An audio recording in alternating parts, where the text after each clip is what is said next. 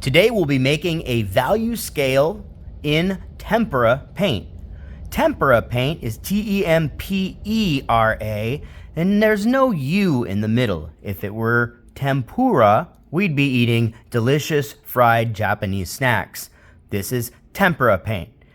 Two kinds of paint in my classroom, watercolor and tempera. We'll be using tempera to learn about color mixing. We'll do a painting with it. And then later in spring, we'll use watercolor. Most of what you learn in tempera paint, as far as mixing is concerned, is applicable to watercolor. You'll be getting a pre-printed sheet just like this. It has an intensity change scale at the top and a value change scale, two of them. We'll be using one of them today to create our gray scale. You can see here a digital example of what that might look like when it's finished. We'll only be using two colors, black and white. As you can see from the finished example, black is at the very, very bottom, and we go all the way up through the lights to blank, or actually pure white. You're going to put your paint onto a palette, very much like the one you see here, and this amount of paint, it's about a quarter size, is enough for what we're doing today. Remember, you can always go and get more paint, but you can't put it back in the container. So make sure that you get a good amount of paint, but not too much. When you're mixing paint, you'll be using your brush to mix. We're not making large quantities of color, so brush mixing is just fine. If we were making larger amounts of color or thicker paint, we would use what's called a palette knife. They come in metal or plastic. But for this purpose, we'll be using brushes. In my classroom, I have two kinds of brushes. I have round pointed ones, and then I also have flat ones. It's up to you which one you use for this particular assignment. I would say that the square brushes are definitely easier for filling in things that look like rectangles. The first color you'll do will be black. You'll just take a little bit of it from the palette. Make sure you wipe off the excess paint. You want your brush, even when it has paint on it, to look like when it didn't have paint. In other words, you should still see the brush shape. If you have so much paint on your brush that it's a big glop, it's going to be very difficult to control it, and it will not do what the brush is designed to do. For example, this brush is designed to make nice flat edges. So if the brush is nice and flat, even though it's loaded with paint, I should be able to get those nice flat edges. Turn your paper around any direction you need to in order to make it easy to paint. When you paint, take your time. You're trying to cover the entire rectangle. You spread the paint across. You can work your way up into the corners by pushing the paint. You can see me doing that here, I think. Pushing the paint. A little closer here. You can see that it isn't always about using the brush to make lines and areas. Sometimes it's just about pushing it into a place that you want it to go. You get really nice corners in this way.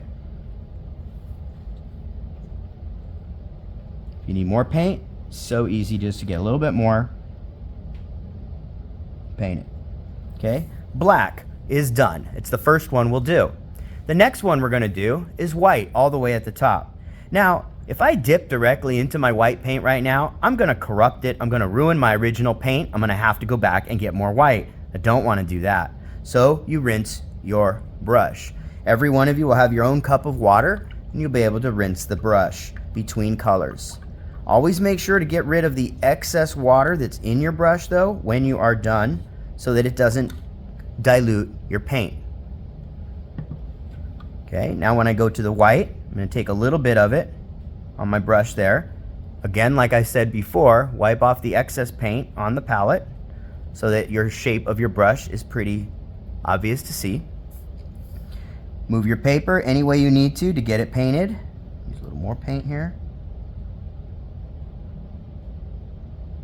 And then paint that white.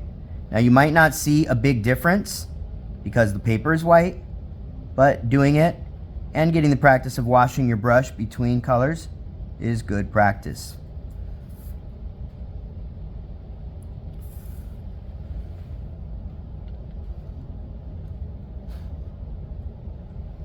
Okay, the next color you're going to do is the middle. This is called medium. You're going to want to do medium next. If you work your way all the way across, either from the dark to the light or from the light to the dark, it will take forever. You'll end up using a lot of paint. So you don't want to have to ever really do that. go. So we'll mix some gray or medium. I'll take some paint from black and I'll rinse.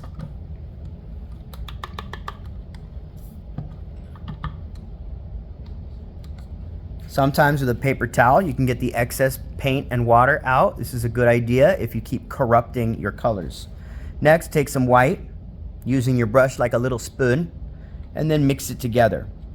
If what you get is still very dark, you got to use more white. Think of something like medium gray. That's what we're going for. In fact, here it is again, a digital version. This here. So right now, I'm too dark, right? It's trial and error. Just be careful not to, again, corrupt your samples. Right now, we're only working with black and white. Imagine when your palette is filled with tons of colors. It can get pretty tricky, and you can start to lose track of where things are. When you are mixing paint, try to always mix the paint towards the center, as if like when you're sweeping, eventually you're going to pick it all up, even though you know you aren't. By pushing the paint to the center, you'll create small little puddles, which are easier to work with, and they don't dry out. If it's a great big thin puddle, it'll dry out very quickly. This is still not light enough, so I'm going to take a little more white off the edge there. You notice I did not rinse my brush. Ooh, I'm in trouble. I did pretty good though, not contaminating, but you know what I'm saying, right? Okay. Now this medium gray I think I have here, I am happy with. So I'm going to paint it in right where it says medium.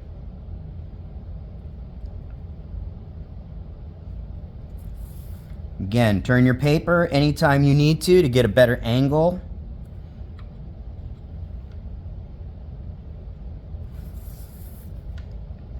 I hope you will find that painting is very satisfying as an activity. Oh my goodness. Get in your zone, paint all day. All right, now we've established the darkest, the lightest, and halfway, the middle. Now it's about getting low dark, dark, and high dark, which are the steps between medium gray and black, and then also the low light, light, and highlight, which are the steps from medium gray to white. Again, if you try to go all the way across, you'll make a very large puddle of color and it'll take a long time. So the next thing we're going to do is go back to black and slowly work our way towards the medium gray. Now that we have medium gray, we kind of know, how dark is too dark or whatever. So there's a bunch of black.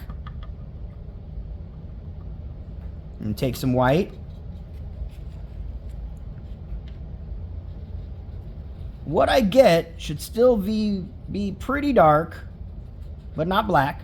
If you see no change, then you want to definitely add more white. That's nice. That is definitely not black anymore, and it is a really neat low dark. See that? Paint that in. Now, can you do all this if you can't find a flat brush? Can you do it with a round brush? Yes. I will switch brushes and I'll show you. When you are done using a brush, don't leave it in the water, okay? This is something people do a lot. The handle sticks out, people knock it over, then there's a spill. Also, take a look at the brush. Bristles, metal ferrule, that's what it's called. The same thing that holds an eraser onto the end of a pencil is also called a ferrule. And then the wooden handle. If you leave this thing in water, the paint on the wooden handle will disintegrate, chip, and come off.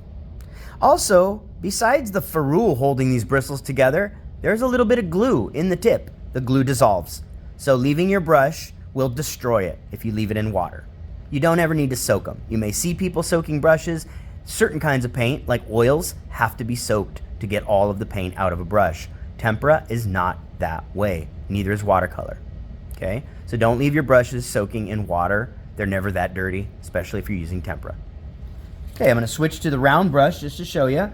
And it's round, it's kind of fuzzy on top, but it will have a point once I get it wet with paint.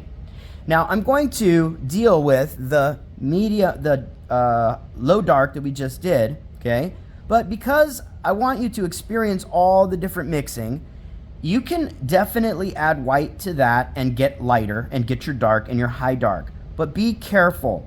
Another way to do it is to get all the values you need first, then paint them in one by one once you've established that they're good. Okay, so this dark now, I'm going to add a little more white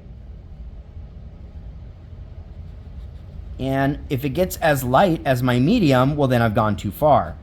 Luckily, we're only using 2 colors to make these colors, black and white. So going backward to black or going backward to white isn't such a big deal. Now let's see. It should be lighter than what I just did, but I don't feel like it is. So I'm going to get a little more white. Have I gone too far? Let's see. It's lighter than what I just threw down. Try to stay in the lines. Don't be like Mr. Black. This is a round pointed brush, but as you can see, once you put a little pressure, it kind of flattens out, and you get that sort of flat edge that you get from a flat brush also. Okay, adding more white. Again, if I get to what looks exactly like my medium, then I've gone too far. And if they all look alike, well, then you've got to go backward. If you want to redo any of these, okay, going back to black a little bit there. If you redo any of these, you have to let the paint dry completely between repainting, okay? So if there's a second tone you're going to get, or second value, excuse me.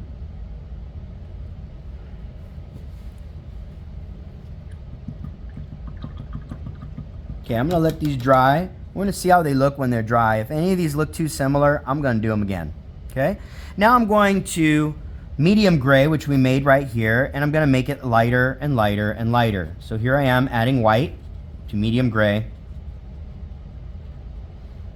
and I've got something that looks like a nice low light. Lay that in. Good. And then more white. I know I am not following the advice I just gave you to make all of them, but in the interest of time, I want you guys to get started on this, etc. Okay, I'm going very fast. You do not have to go as fast as me. Okay, lighter, whiter.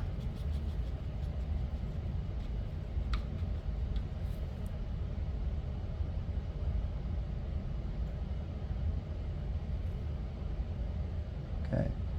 Now, I have all of these in there, but compared to my digital example, I don't feel like there's enough difference in some of these.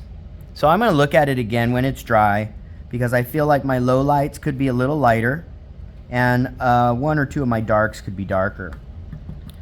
The side that's gray, dark, is already dry, and I want to make one of those darker, so I'll do that now.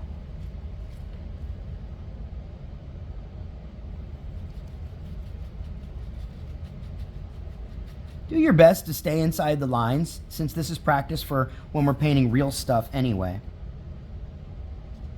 I don't see much of a difference there. Okay.